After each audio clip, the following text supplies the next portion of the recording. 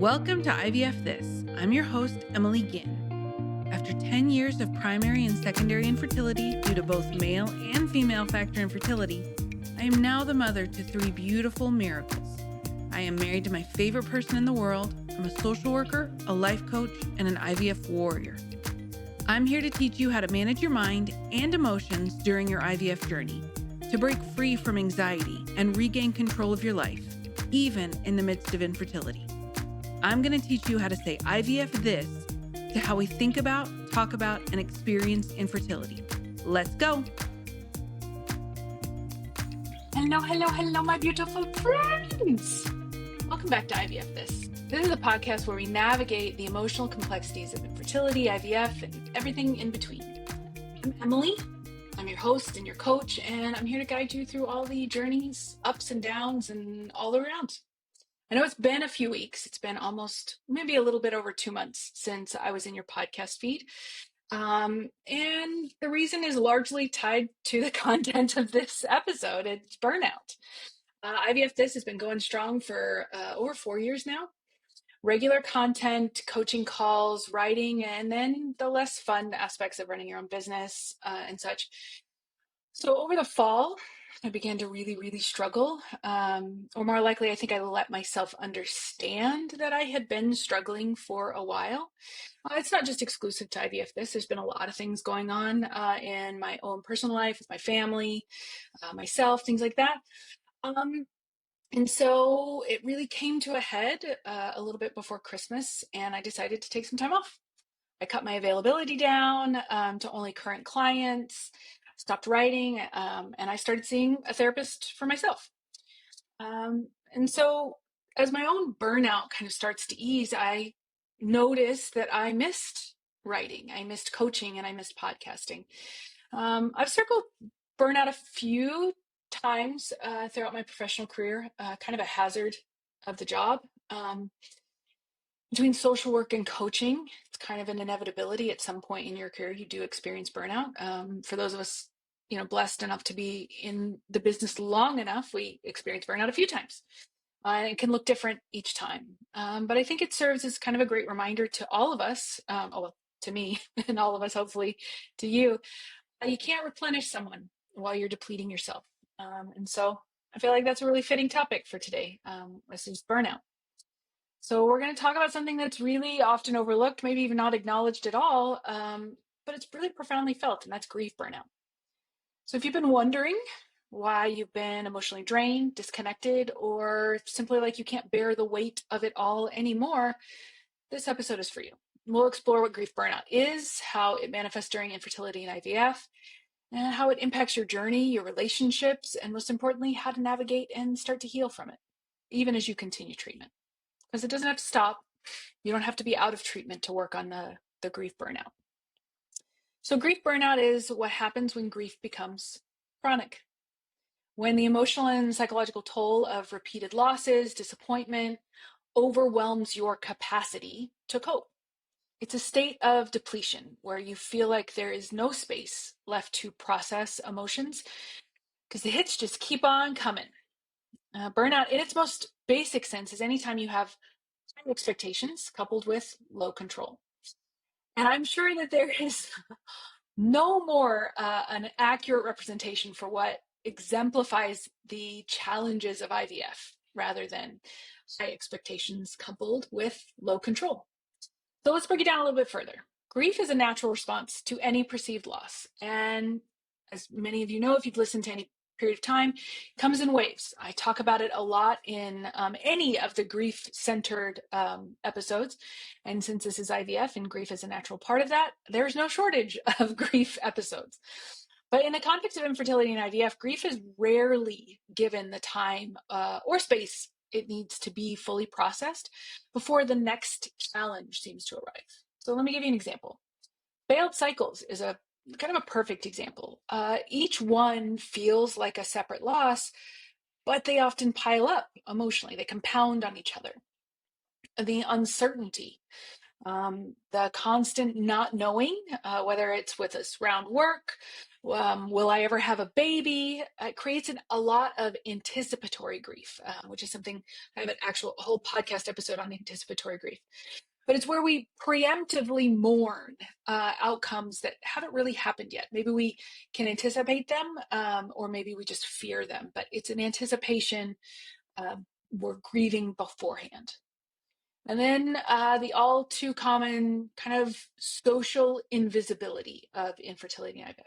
Infertility related grief isn't like widely recognized. It's getting better. Certainly within the last 5 years, it has become much more prominent. I know IVF, particularly in the States, has been wielded as like a political weapon over the last year.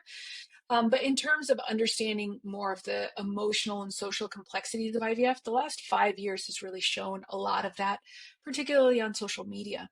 Because of that social, societal invisibility, it often makes us have this pressure. It often feels like there's pressure to minimize our emotions and kind of pretend that everything's okay. Grief burnout occurs when this compounded grief drains all of your emotional reserves. It's not just the sadness of a single event, it's the cumulative weight of every failed transfer, every miscarriage, every dashed hope, and the pressure to keep moving forward. Well, grief burnout happens because our brains and our bodies are not meant, they are not meant to endure prolonged stress and emotional pain without breaks or relief. We live in a culture that often encourages like the toughing it out or the staying positive, which you can understand why people say that or why people lean to it, but it actually suppresses healthy grieving. It prevents emotional recovery when we kind of toe that line of toxic positivity. And you add in the physical demands of IVF, the hormone injections, the invasive procedures, the appointments, the logistics. It's no wonder that burnout in general is so common. And it can look like a lot of different things. Grief burnout doesn't necessarily announce itself loudly. It often creeps in quietly, kind of manifesting in ways you might initially dismiss as just stress or a bad day. It might show up as emotional exhaustion. You feel drained, you can't summon the energy to even care about your treatment plan, your appointments, or even the potential outcomes. Like you're still going through the motions. We're really good at going through the motions, but the emotional experience maybe feels muted or stunted and drained. Again, that's the emotional exhaustion element. You might find yourself crying in unexpected moments or even unable to cry at all, which can feel just as disorienting as crying from out of nowhere. Even small tasks like filling out paperwork, making phone calls can feel absolutely monumental. There's an increased detachment that you can experience. This might mean emotionally distancing yourself from your partner or your friends, which is very common during infertility and IVF. You might avoid conversations around IVF altogether because it feels far too painful to discuss. Detachment can also manifest as indifference towards the process. Maybe you don't even feel excited or hopeful about the upcoming cycle, which can lead to judgment and self-guilt, all of the things that we do to ourselves. So there's a little bit of overlap between the emotional exhaustion and the detachment. There's also, you're going to have healthy doses of negativity or hopelessness. Negative thought patterns might take over. It's going to be easier for negative thought patterns to take over. You have a little bit less emotional resiliency from that emotional exhaustion to be able to redirect your mind. So you might even think like, what's the point of trying again? It's just going to fail. Even if you're going through another cycle, like you can still be going through active treatment and have all of these thoughts, right? I'll never have a baby, so why bother? This hopelessness can make IVF feel more heavier and more isolating than it already is. And then, of course, you get the physical symptoms of burnout. With chronic emotional burnout, you can notice constant fatigue, headaches, muscle tension, digestive issues, your body just signaling that you are carrying too much. Imagine this scenario. You walk into a clinic for a baseline ultrasound, and that's something you've done a dozen times, right? Depending on how long you're on this ride, can look like a lot of different things.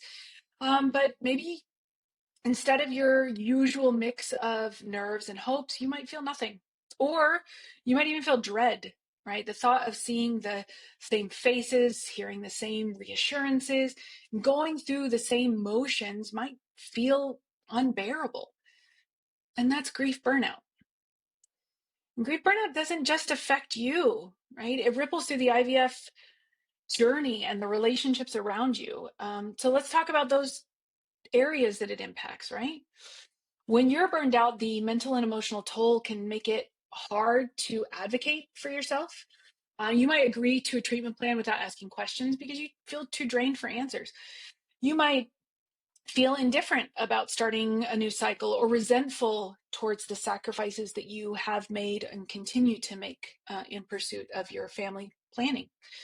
That resentment can sometimes lead to self-doubt, where you question your own commitment to becoming a parent. This is really common, especially when you've gone through, multiple cycles, multiple failed transfers, maybe even multiple miscarriages, where it just feels like, if you experience like, I don't even know if I want to go through another round. Well, then that you can easily turn that around against yourself and say, well, do I even want to become a parent if I'm even considering not going through IVF?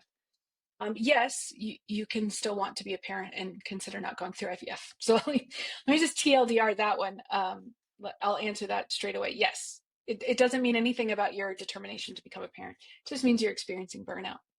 Burnout can also affect your ability to engage with your medical team. You might withdraw from conversations or feel a growing resentment towards the process or even the clinic, making it harder for you to feel like an active participant in your care. I've talked to a lot of clients who feel like they got back on kind of the Ferris wheel, merry-go-round, whatever you want to call it, of IVF, just because that's what they had been doing, right? They hadn't considered taking time off. That is a form of like disassociating, creating that space, that distance from the process, which is also another symptom of burnout. It can impact your relationships. And I mean, everybody grieves differently, right? Grief burnout can create a lot of misunderstandings. So if you're feeling detached or overwhelmed, your partner might interpret that as you pulling away from them. Conversely, if they're processing things differently, like focusing on problem solving while you need emotional support, can lead to a lot of frustrations and arguments. It doesn't mean anybody's in the wrong. It just means you are two different people going through an incredibly challenging, emotionally taxing experience. And one or both of you, because it's not just you that can experience grief burnout. Your partner can also experience it as well, albeit differently, right? It's a different experience, but it's no less difficult. It's no less challenging. Burnout can make you retreat from social situations, which can impact your family and your friends, your relationships with them, especially if it involves children, or pregnancy announcements, baby showers, things like that. Things you would normally maybe gravitate towards. Things, especially if you have like a large friend circle and a lot of people are getting pregnant, a lot of people are having babies or multiple babies, that can be really, really socially isolating. The isolation can make you feel more alone. Even if what you want to feel, what you need to feel is connection in that moment. So let me give you another example of that. Like imagine you and your partner are gearing up for maybe a third, fourth, yet another IVF cycle. We'll just say it that. You're both exhausted physically, mentally, emotionally, maybe even financially, and you find yourself snapping at all the small things, right? Like you forgot to set an alarm or left dishes in the sink or whatever, right? It's not really about the dishes. It's rarely about the dishes. Within the context of infertility and IVF and grief burnout, it's rarely about the dishes, but we're talking about it right now. It's the weight of everything else you've been carrying. Meanwhile, your partner might be trying to stay optimistic, which might even feel dismissive to you, just depending. And over time, the cycle of miscommunication and unmet needs can create tension and distance, right? And some of that is kind of expected. It's an incredibly challenging and emotionally taxing time, but it doesn't have to be, right? So if you experience this, I'm going to talk to you a little bit about moving forward, right? What can you do to move forward even when it feels like you can't, right? So the first and foremost, we got to create awareness. You have to acknowledge and validate your experience. I want you to recognize that you're experiencing burnout. And that's a lot of what this podcast is focused on, is just giving you language to express what you might be experiencing, right? Not everyone experiences grief burnout.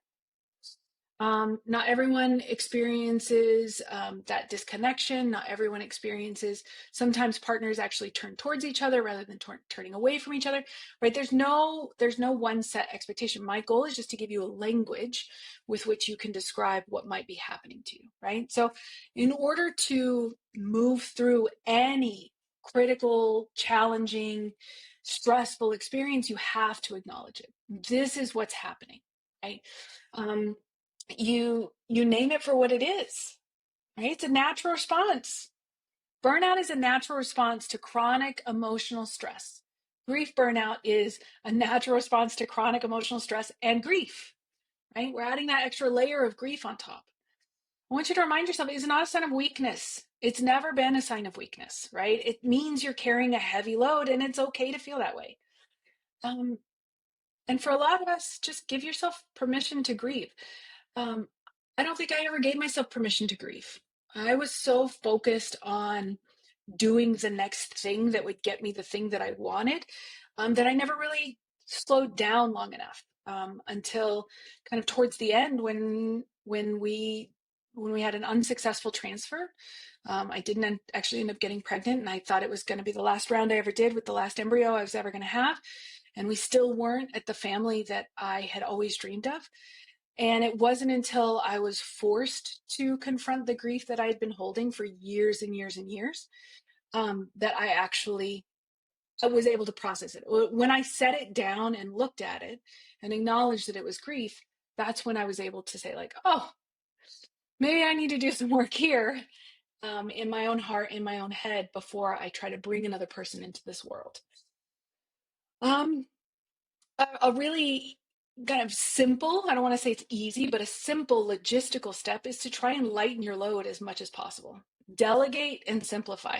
I want you to take a genuine hard look at your responsibilities and decide what you can delegate or pause. Right? It doesn't necessarily have to be delegating. I know a lot of my listeners are those type A perfectionists that think that the only possible way to get something done properly, done right, is to do it yourself. And I would just like you to be introduced to the idea of good enoughness. It doesn't have to be done perfectly. Not everything you do has to be done with 100%. You can get away with what my previous coaching mentor called B minus work. B minus work still gets you the good grade, and a little bit of space to be human. So thinking about what I can do to do B minus work, really. You can say no without guilt. No is a complete sentence. No, there's no need to place yourself in situations that might drain your energy or cause you amplified or intensified grief. And if that means saying no to maybe some family gatherings or some events where kids or pregnant women might be, and then that's okay, right? That it's not as important to decide, yes, I'm going to go, or no, I'm not, but to like your reasons for going or not, and to support yourself in the moments where you might feel uncomfortable. Like if you're going to be uncomfortable going to the event and you're going to be uncomfortable staying, then that means that you get to choose which uncomfortable you are, right? And that in it is an inherent empowerment. I want you to work on maybe building some emotional resiliency. And that sounds like a big thing, but really I've got two methods for emotional resiliency. You create a minimum baseline. You go back and search IVF This minimum baseline. There's a whole podcast episode about it.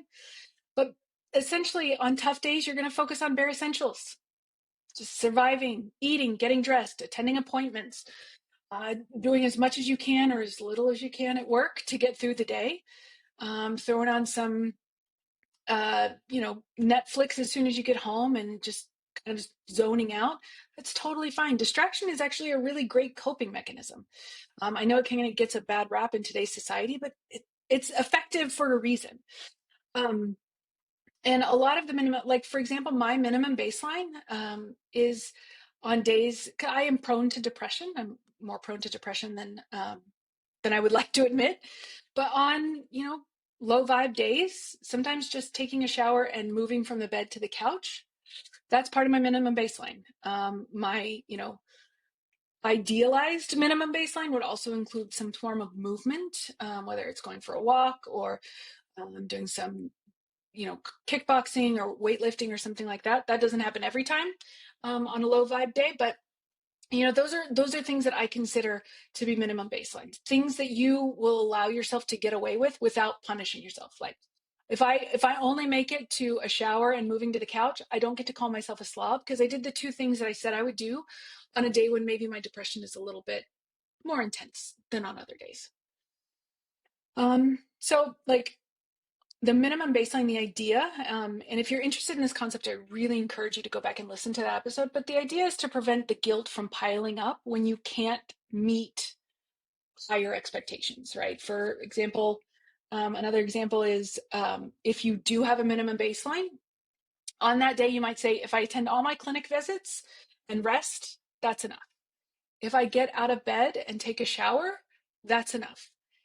If I just feed myself, that's enough, right?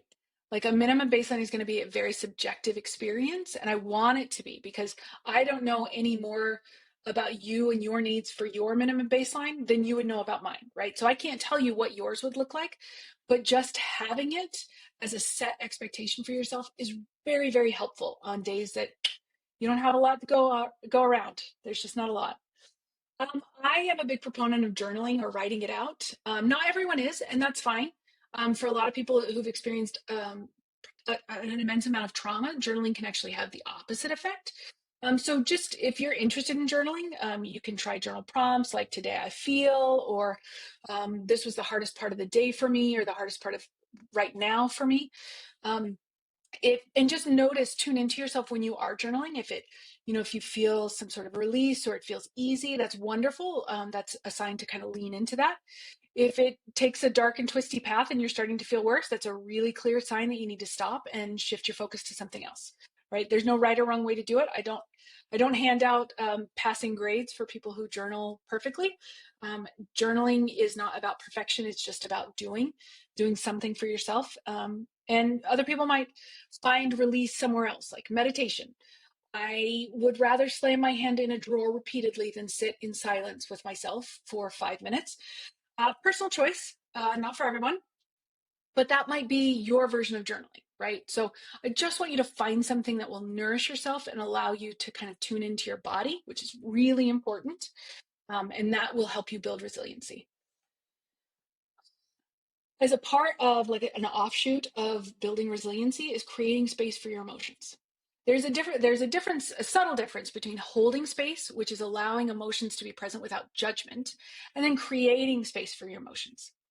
It's an important distinction. They often work together, but in order to hold space for your emotions, remember that's holding space without judgment, allowing the emotions to be present without judgment, you have to create space. If you are very attuned with shoving those emotions in as tight and as small a jar as possible, then you need to work first on creating space for your emotions.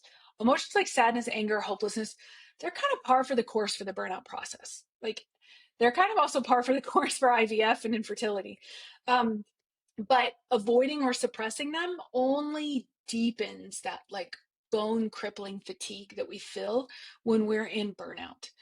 So techniques like from mindfulness, like the sit with it, which isn't like my favorite way of processing emotions, even just labeling it, right? I'm feeling sad right now, and that's okay. That's an idea around creating space while holding space for your emotions. So you're doing both at the same time. Even if just I'm feeling sad right now, I'm feeling angry right now, I'm feeling jealous right now, I'm feeling envious right now, I'm feeling resentful right now.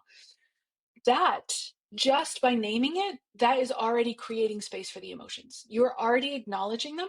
And if you went a step further and said that's okay, or it makes sense why I'm feeling that, then you're holding both. You're creating space and you're holding space. It's a beautiful process. Leaning into support systems. All of this is in service to resiliency, I might add. But therapy, coaching, someone who understands infertility and grief burnout, always a plus. Like you always have me in your corner. I'm always here for you to, as present on the podcast, if that's your desired way of kind of working together. I do feel like that is a version of us working together.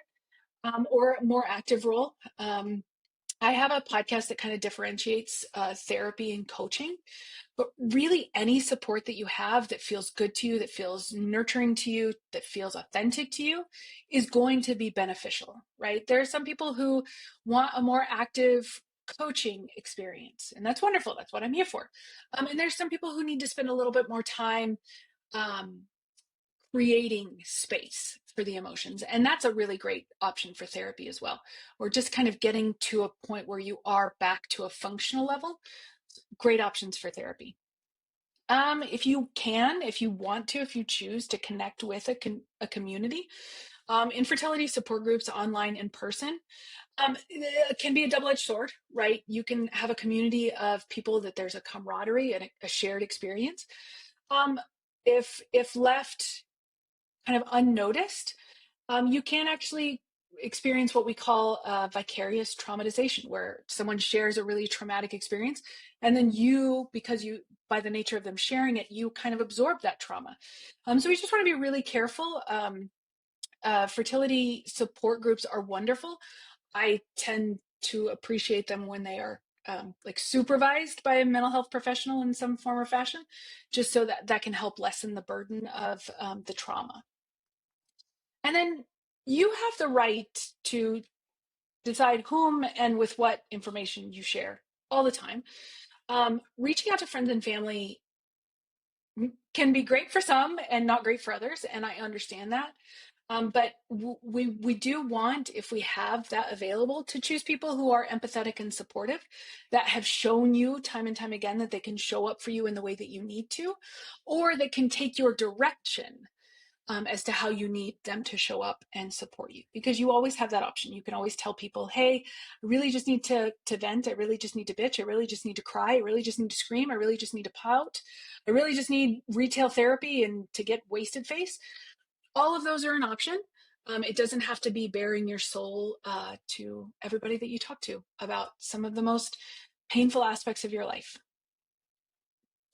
Practicing self-compassion. I used to use this phrase all the time when I first started the podcast. I don't know why I don't do it anymore, but it was always compassion, compassion, compassion. I've turned a new phrase, which is I want you to be wildly gracious and stupidly patient with yourself. And all of that is in service of self-compassion. When we're in burnout, we are less emotionally resilient than when we're not in burnout, right? It's just a natural part of it, of the burnout experience. And one of the things that goes away the fastest when we're in burnout is the ability to self-soothe and to be compassionate to yourself, right? So even just kind of replacing thoughts like I'm not handling this well. First, you could challenge that thought, like what does handling it well? More often than not, when people say I'm not handling it well, it means that they're experiencing emotional upheaval in an emotionally challenging time. Right. So it's not a realistic expectation what handling, quote unquote, handling it well looks like, but that's just something to consider. You can challenge that thought. I'm not handling it well. Well, what would well look like? Would well look like I'm a robotic automaton just going through the motions of IVF? Or is it more realistic that I am going to be messy and it's going to be ugly crying and it's going to be frustration? It's going to be a lot of emotions. And that can still work within the confines of the definition of handling something well. Okay. Um, I'm going to do a podcast episode on this particular topic, but I want to give it to you as like just a little kernel, but tiny little wins. I think the podcast episode, I'm still toying with the title, but I think it's going to be Tiny Little Joys. But this is the idea of where you are celebrating even the small wins. Like I got to drink my entire cup of coffee today without having to reheat it. That, my friends, is a freaking win for me. I ran an 8-minute mile this morning on the treadmill. I haven't been able to run outside, which is my favorite thing in the entire world, because in Central Texas, there's a lot of allergens and my lungs are very spicy. So I hate running on the treadmill, and my treadmill time is generally much slower than my outside run time. So for me to crack an 8-minute mile on the treadmill was amazing for me. Right. It was an amazing little joy that I got to feel and carry. I still feel like my chest is kind of puffed up, and I'm really excited about the fact that I got to crack that 8-minute mile on the treadmill, which is what I call it. But even just getting out of bed, babes, Some days just getting out of bed is I'm just going to say, is the fucking victory. Getting out of bed some days is the prize. And I know it doesn't feel like that because we're socialized and conditioned to believe that everything has to be done with, the utmost intention and the utmost.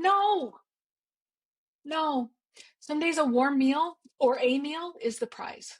That's the joy, right? Some days it's finding, a really great book on Audible, a really great new show to watch. Sometimes those are the wins, and we want to celebrate those along the way. And we can celebrate the big wins, absolutely. But I think if we take some more time to celebrate the smaller wins, we'll build up that reserve, that resiliency much faster. Rituals for renewal is another aspect of resiliency. I don't really talk about it a lot. Sometimes I kind of weigh on the side of, I don't want to give you guys more stuff to do because this is already an overwhelming experience. But honestly, rituals for renewal can look like a lot of different things, right? Physical activity, rest and play, mindfulness practices. So it's not that I want you to, it's not January 1st. You don't have to overhaul your entire life in terms of a resolution, but just finding one thing, right? I was talking to one of my clients and she was kind of in between clinic appointments. She was in between cycles. And one of the things that we talked about is she loves reading and she loves walking. She has a dog. She lives in the Midwest, so it gets really cold in where she lives in the US. But on days that it's not absolutely frigid, taking your dog for like a 30-minute walk, which brings her a lot of joy and is a form of renewal. It's a form of restoration. Even like stretching, if you're more of a yoga person, if you're not quite like the high impact activity person that I am, yoga, meditation, those are all beautiful activities in service of renewal and restoration. Rest and play. Allowing time for rest, even if it feels indulgent. Like you're not a sloth. You're not lazy. People need rest, and rest isn't just exclusive to sleeping. Right? There's a lot of different aspects of rest that I don't think that we think about. There's spiritual rest, there's emotional rest, there's psychological rest. All of those things are very important for just like a well-balanced mental health experience overall. So allowing yourself to rest, even if it's just bed rotting one day on a weekend when you just need it. If you need it, you need it. And you don't have to explain yourself. You don't have to justify it. You don't have to provide context. You can just do it. You can just decide that that's what you need and do it. And then balancing things that bring you joy. I'm watching a new television show on Max called The Pit. It's about life in the ER. I used to work as an ER social worker for many, many years. So it's a little bit like nostalgic for me to sit back and watch and be like, oh yeah, that's exactly what it's like. I loved working in the ERs. So it's really cool to experience that and not have to be in it, not have to feel the constant stress and pressure. Taking an honest look at your goals and expectations can be a good one. That can be a journal prompt. That can be just something that you think about. But it kind of goes in line with how can you like deprioritize things, delegate things like that. Just an idea, like, are my goals reasonable? Like, is it reasonable that I run 4 ultra marathons this year while also trying to do IVF? Nope, that's not going to be reasonable. So how about 4 10Ks, right? Whatever, right? It's just a running metaphor, whatever works for you. But just the idea of like taking a look at, is it reasonable or is it realistic, I guess is a good word to use also, that I go for this promotion that's going to keep me out of the house for 15 hours a day while I'm trying to do treatment. Maybe not. Maybe it is. Maybe not, right? It's up to you. And then the permission to pause. I might need to do a whole episode on this as well, because pausing from treatment can feel so incredibly dangerous because there's a lot of time scarcity. There's a lot of emotions. There's a sense of control that we would lose.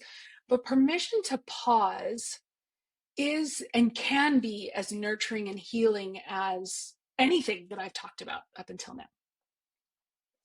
So, I gave you a lot of things. It's kind of like a buffet. You get to choose what works for you and you leave what doesn't. I'm not beholden to any one of those things.